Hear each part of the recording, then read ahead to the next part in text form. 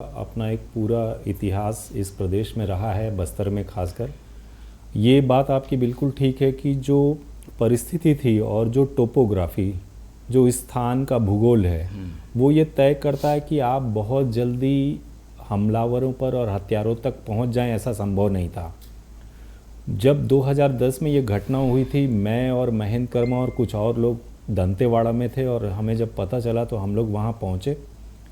तो मैं इस परिस्थिति का साक्षी रहा हूँ और मैं जानता हूँ वहाँ स्थितियाँ क्या थी। देखिए, नक्सली कभी भी किसी घटनाक्रम को अंजाम देने के लिए स्थानीय लोगों का नेटवर्क का इस्तेमाल नहीं करते। खासकर ताड़मेटला जैसी घटना जिसमें एम्बुश लगाया था और अभी तक के भारत के इतिहास में इंटरनल इंसर्जेंसी में सबसे ज़्यादा बड़े पैरामिलिट्री लॉस के रूप में ये सामने आया जी। तो वहाँ पर इतना आसान नहीं था। अगर आप घटना को करते हैं तो वहाँ पर या तो सिक्योरिटी फोर्स है और या फिर वो हत्यारे हैं जिन्होंने इस घटना को अंजाम दिया।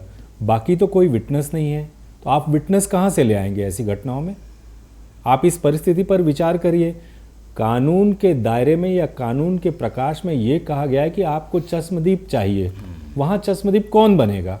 हमारे 76 जवान शहीद हो गए और हत्यारे भाग निकले, और उस जंगल में आपके लिए क्या सबूत होंगे ये बताइए। कौन प्रत्यक्षदर्शी होगा, कौन डॉक्यूमेंटेशन करेगा, कौन बैलिस्टिक टेस्ट करेगा, कौन? तो ये मामला काफ़ी कठिन और जटिल है। लेकिन इसमें एक रोचक तथ्य भी है मोहन जी, मैं आपके सामने लाऊंगा जी। झीरम घाटी के घटना की एनआईए ने जांच की थी, लेकिन 76 जवानों की शहीदी को कम मानते हुए एनआईए को ये जांच नहीं सौंपी गई थी। ये बड़ा रोचक तथ्य है। मैं चाहता हूं कि दोनों अगर जवाबदेही पर हम बात करें तो केंद्र और तत्कालीन राज्य सरकार दोनों की जवाबदेही पर बात हो और इसको अच्छे से समझा जाए कि क्या तत्कालीन परिस्थितियां थी और कैसे न्यायालय में परिदृश्य में आप सबूत और डॉक्यूमेंट और बाकी चीज़ों को नहीं रख पाते हैं। आप जिन लोगों को कह रहे हैं कि जो लोग गवाह बनाए गए वो न्यायालय में मुकर गए, मैं इनकी 3-4 पेशियों में गया था जी। बेसिकली वो एक दूसरे को जानते ही नहीं थे, जिनको आरोपी बना के रखा गया था, और जो गवाह थे वो एक दूसरे को जानते ही नहीं थे। वो उन लोगों ने सचमुच में वहां पर, क्योंकि मैं माड़िया बोलता हूं तो मैंने पूछा था कि इसको कभी देखा था आपने बाजार में या गांव में या दुकानों पे कहीं पर? बोले नहीं साहब, नहीं देखा था।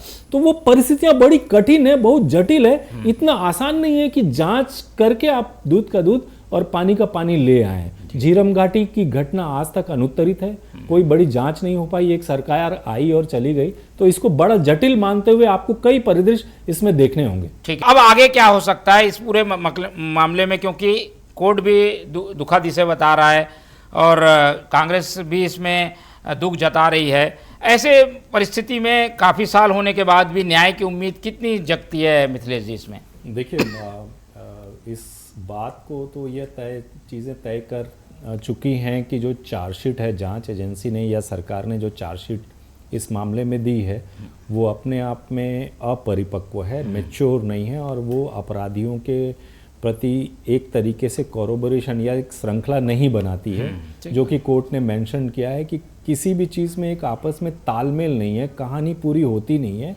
तो उसमें इन आदिवासियों को सिर्फ अपराधी मान लेना एक तरफा होगा।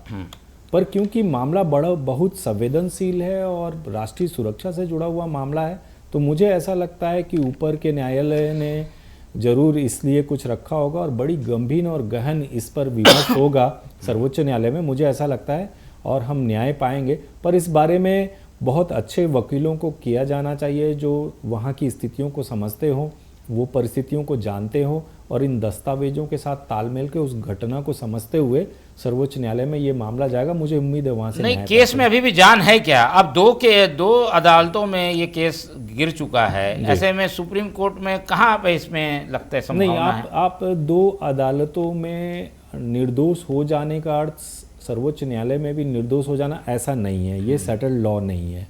मैं ये मानता हूँ कि सर्वोच्च न्यायालय इसमें गहन अपनी सूक्ष्म बुद्धि से इस चीज़ों को छानेगा और इसके कई सारे तार उद्घाटित करके और लोगों को पहचानने जाने की कोशिश फिर से होगी। या फिर ऐसा भी हो सकता है कि इतने सालों बाद भी सुप्रीम कोर्ट अपनी अद्भुत शक्तियों का उपयोग करते हुए पुनर्जांच के आदेश दे।